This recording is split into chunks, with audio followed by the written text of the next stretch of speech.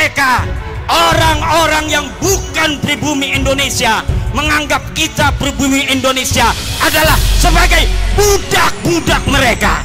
Diam saudara. Berani nggak tes DNA? Diam saudara. Berani nggak tes DNA? Diam saudara. Berani nggak tes DNA?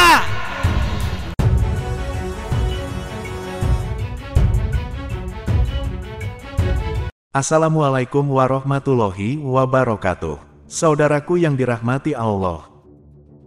Tesis Kiai Imaduddin Utsman benar-benar telah membuat umat tersadarkan dari tidur panjangnya selama ini. Saat ini semakin banyak umat di Nusantara dari berbagai lapisan mulai berani mengambil sikap dan berani menyuarakan kebenaran. Selama ini umat Islam Nusantara utamanya warga NU seperti terkena hipnotis oleh para habaib pendatang dari Yaman. Tetapi beruntunglah ada sosok kiai seperti Kiai Imaduddin yang mempunyai pengetahuan dan keberanian.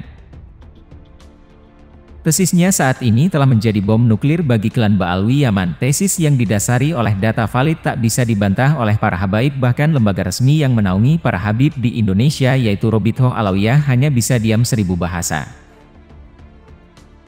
Di antara yang lantang menyuarakan agar para habaib klan Ba'alwi segera bertobat dan meminta maaf kepada umat Islam Nusantara adalah Gus Rofi. Untuk lebih jelasnya mari kita ikuti bersama pendapat yang disampaikan Gus Rofi. Jadi MUI ngundang aja berdua yang bersengketa ini masalah nasab.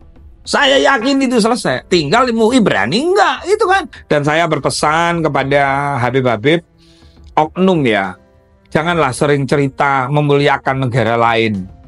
Ya tarim sampai ada yang cerita tembaga bisa jadi emas. Yang dongeng-dongeng itu harus disudahi deh. Kalau sampean masih cinta di Indonesia, cintailah Indonesia, pasarkan Indonesia ke luar negeri. Ini contoh deh. Ini ada orang ngaku-ngaku turunan Rasulullah, duriyah Rasulullah, ngaku keluarga Rasulullah. Lama ini, sudah lama ngaku duriyah Rasulullah. Jalur intinya adalah Ubaidillah, kan itu. Nah, lalu datang namanya Yai Imaduddin, kan itu. Atau yang disebut kelompok penentang yang ngaku-ngaku. Nah, nentangnya dengan cara apa? Dengan cara marah-marah, Yai Imad CS, atau dengan apa kebencian atau apa? Nah, itu diteliti dulu. Ternyata kan tidak. Berdasarkan hasil tesis dan penelitian secara ilmiah yang dilakukan oleh Yai Imad dan kawan-kawan dan mengumpulkan manuskrip, menyimpulkan, nah ini kelompok yang ingin menjaga marwah Rasulullah. Ya ini saya kan beberapa saat yang lalu banyak mendengar informasi, terutama dengan Gus Irfan ya, Cak Irfan loh. Jadi ini kan pernah dalam tanda petik ngapunten memenjarakan istilahnya ya gitu ya. Bagaimana nih? Oh, memenjarakan oknum Habib. Ya, saya jawab iya. Jadi memang cara pendekatan saya kan macam-macam. Kalau dirasa memang keterlaluan dan sangat mengganggu dengan negeri yang sudah sangat baik ini, pasti saya akan melakukan langkah terakhir adalah langkah hukum. Ketika nasihat-nasihat para ulama itu kan mengajak, bukan mengejek, merangkul, bukan memukul. Ketika ada oknum Habib yang melakukan di luar itu semua, tidak mengajak malah mengejek, tidak merangkul malah memukul, maka kami sebagai, kebetulan saya ini ketua umum BKN, Barisan Kesatria Nusantara. Jadi kami menjaga betul dan ingin merawat betul, karena sampai lihat nih di Timur Tengah tuh, mereka ya juga mayoritasnya sampean tahu sendiri, tapi kan porak-poranda nih, perang saudara. Jangan sampai di negeri yang sudah sangat istimewa, sangat bagus ini, lalu dikacaukan oleh segelintir orang yang mengaku-ngaku misalnya sebagai duriyah Rasulullah, duriyah Nabi, sehingga akhirnya sekarang lagi dikoreksi. Bener nggak ente ini duriyah Nabi? Kan itu. Kalau duriyah itu kan turunan Nabi Muhammad. Maka kalau berbicara turunan, berarti Nabi Muhammad itu menurun, baik darahnya dan terutama adalah perilaku dan akhlak Nabi Muhammad. Nurun nggak? Ketika kamu mengaku-ngaku ada darah mengalir, kakek saya Muhammad Rasulullah, maka tetapi kok akhlaknya bejat, kok akhlaknya rusak, berarti kamu bukan turunan. Jadi Yai Taufik Damas itu pernah bercerita bahwa Nabi Muhammad ini bapaknya kita semua, kakeknya kita semua. Jadi jangan coba-coba mengaku sebagai dzurriyyah Rasulullah, tapi kamu tidak menjaga nama baik marwah Rasulullah Shallallahu Alaihi Wasallam. Gitu bos. Nah, dari polemik ini kan udah lama, Cak Taufik. Ini menurut jenengan sebetulnya yang keliru itu siapa sih ini? Karena di media sosial ini malah mereka ini menyerang balik, bukan bagaimana memberikan sebuah kebijaksanaan. Gimana kan? Iya. Rasul kan harusnya. Ya, Wes ini contoh deh. Ini ada orang ngaku-ngaku turunan Rasulullah, dzurriyyah Rasulullah, ngaku keluarga Rasulullah. Lama ini, sudah lama ngaku dzurriyyah Rasulullah. Jalur intinya adalah Ubaidillah, kan itu. Nah, lalu datang namanya Yai Imaduddin, kan itu. Atau yang disebut kelompok penentang yang ngaku-ngaku. Nah, nentangnya dengan cara apa? Dengan cara marah-marah, Yai Imad CS, atau dengan kebencian atau apa. Nah, itu diteliti dulu. Ternyata kan tidak.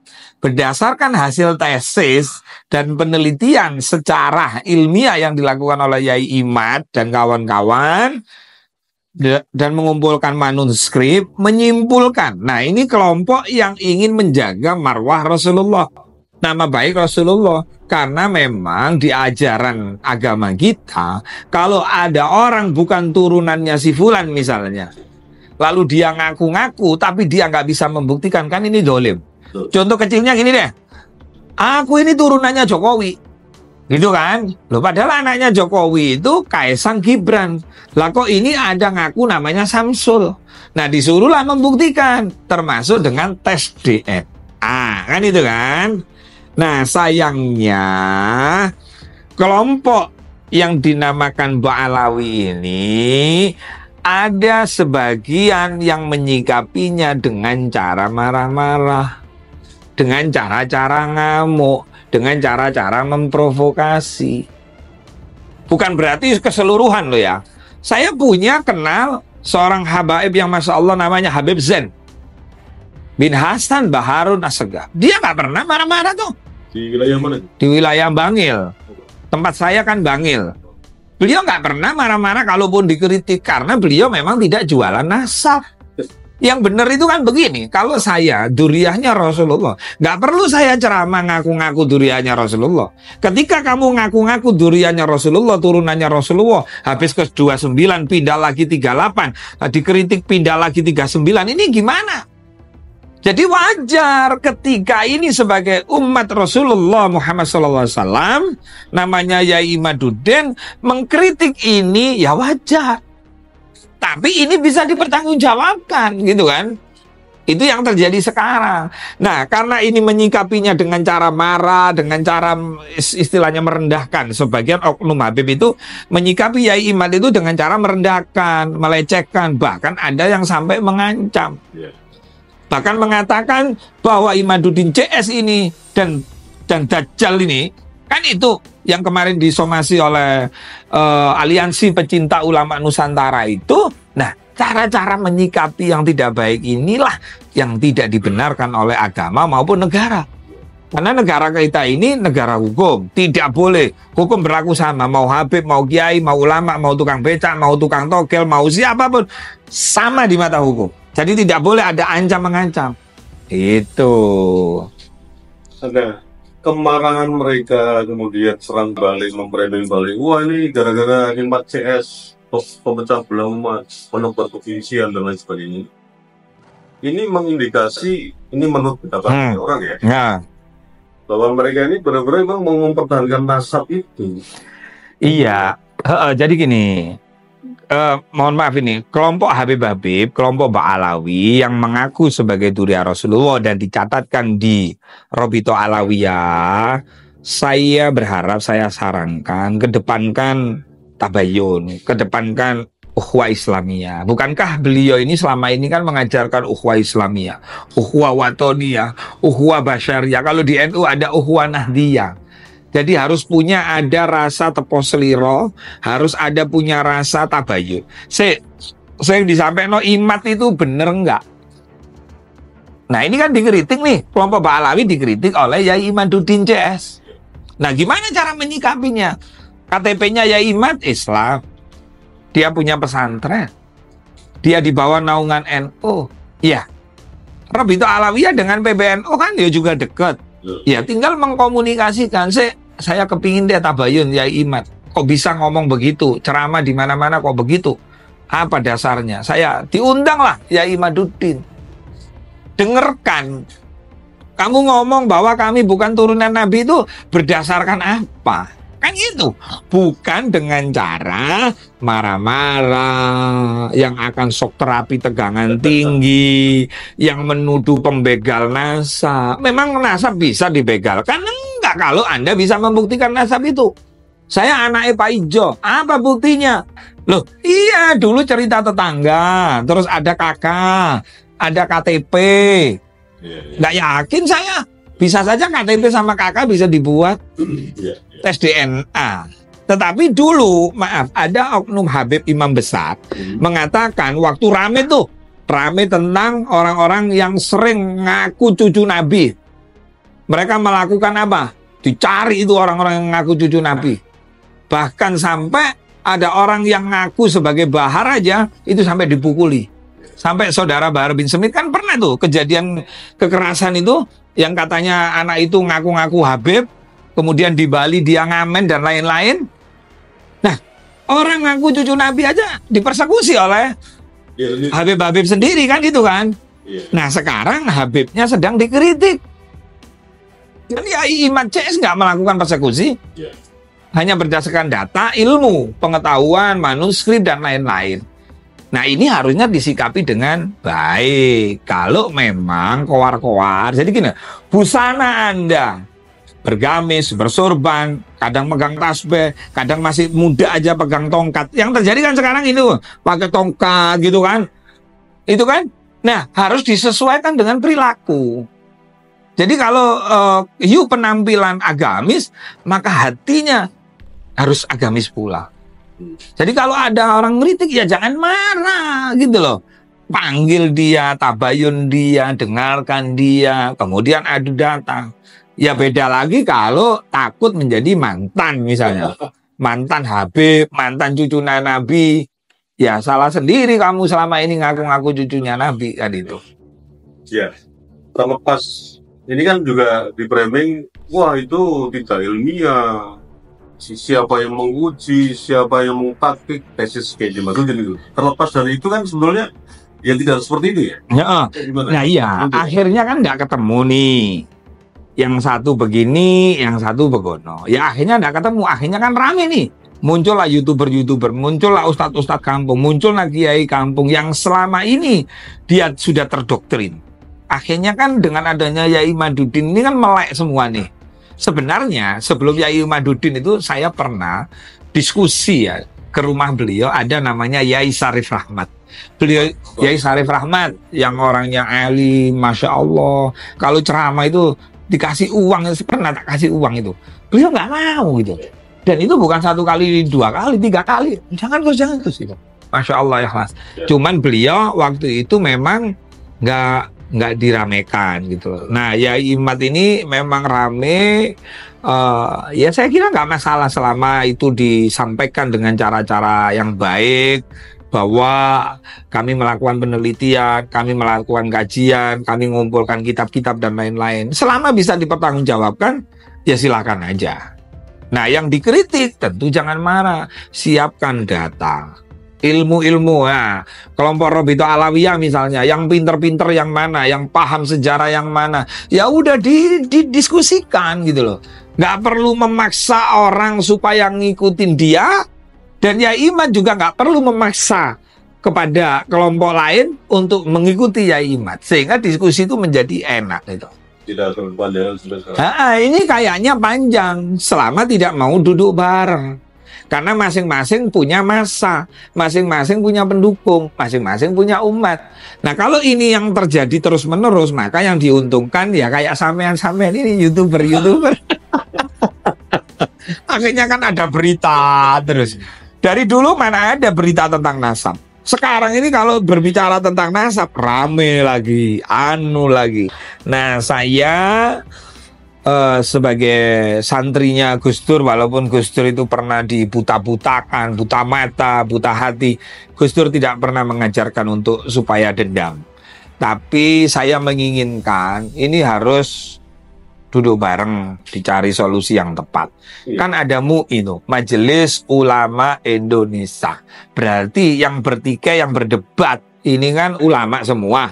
Habaib kan ya ulama, ya iman ulama. Nah, apa gunanya Majelis Ulama Indonesia? Apakah nunggu rame dulu baru mereka dikumpulkan? Atau bagaimana? Nah, yang ngerti beliau-beliau sebagai petinggi, sebagai ulama yang didaulat, yang mewakili kita-kita itu, gitu loh. Supaya apa? Supaya umat ini tidak benteng celeng, tidak sampai ada gesekan, yang sini persekusi, yang sana. Jangan sampai itu terjadi. Negara ini harus dijaga bersama-sama. Dan saya berpesan kepada Habib-Habib, oknum ya, janganlah sering cerita memuliakan negara lain. Ya tarim sampai ada yang cerita tembaga bisa jadi emas. Yang dongeng-dongeng itu harus disudahi deh.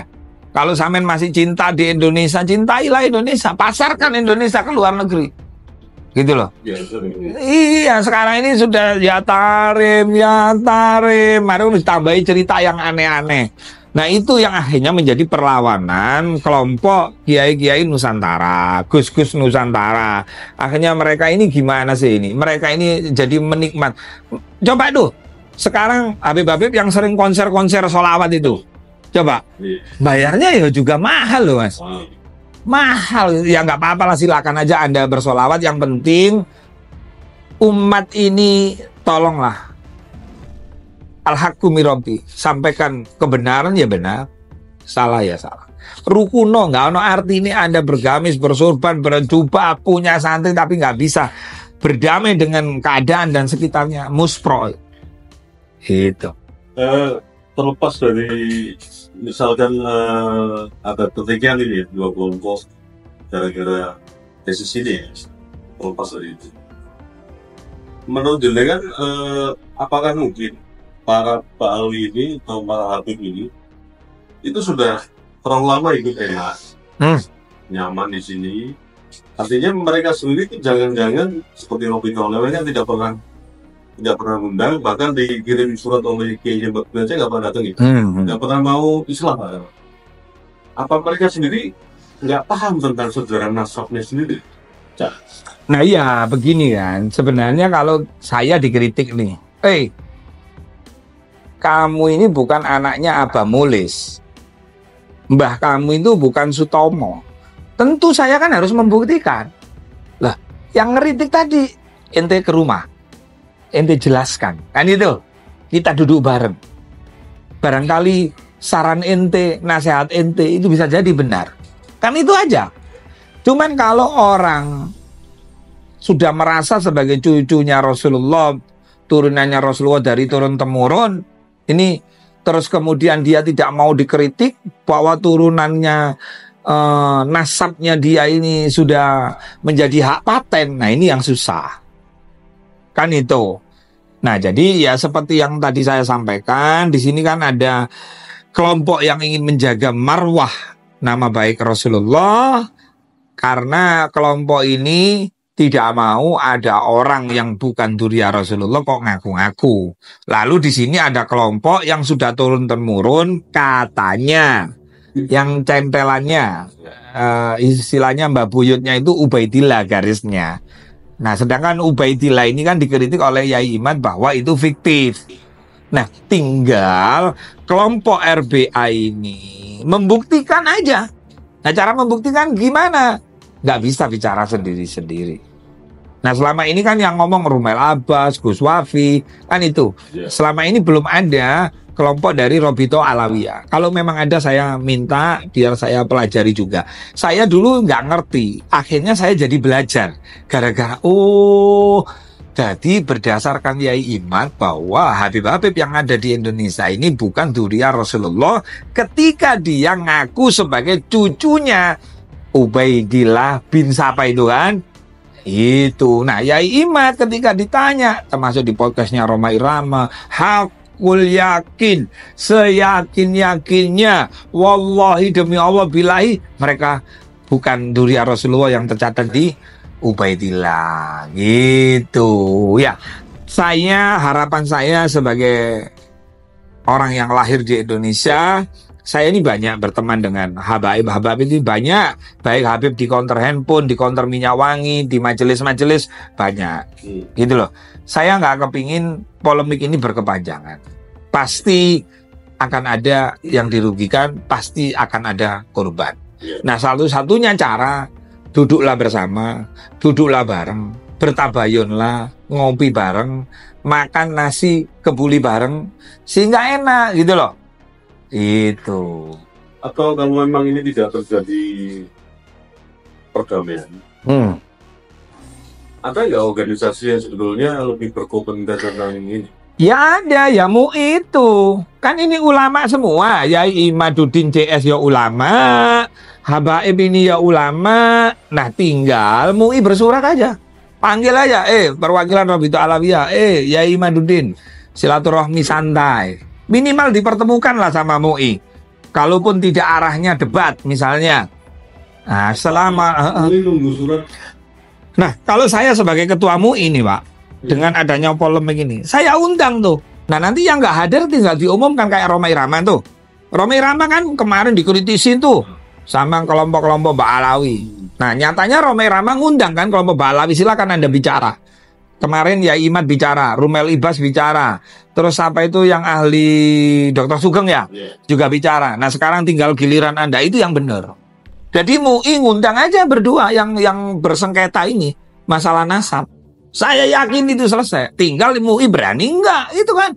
Kalau saya jadi ketua umum MUI-nya, tak undang tuh. Robito Alawiyah saya undang, ya silaturahmi lah. Minimal tolong silakan. Kalau Anda mengaku bukan cucunya Rasulullah, kalau Anda mengaku dzurriyyahnya Rasulullah, silakan ceramah dengan cara-cara baik. Yang ini, misalnya Yai Imad, silakan kalau sampean memang yakin mereka bukan cucunya Rasulullah, silakan ceramah dengan baik. Gak usah menghina, gak usah memaki satu dengan lain. Kan itu aja.